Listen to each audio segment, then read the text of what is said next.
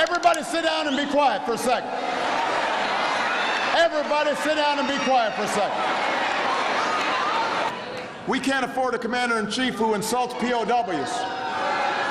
Or attacks. No, wait. Hold up. Hey, hold up. It's okay. Hey! Hold up!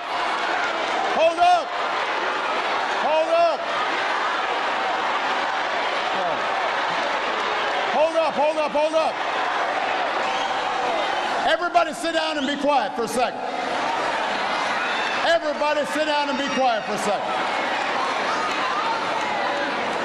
Now listen up. I'm serious. Listen up. First of all, we live in a country that respects free speech. So, second of all, it looks like maybe he might have served in our military, and we got to respect that. Third of all, he was elderly, and we got to respect our elders. And fourth of all, don't boo. Oh!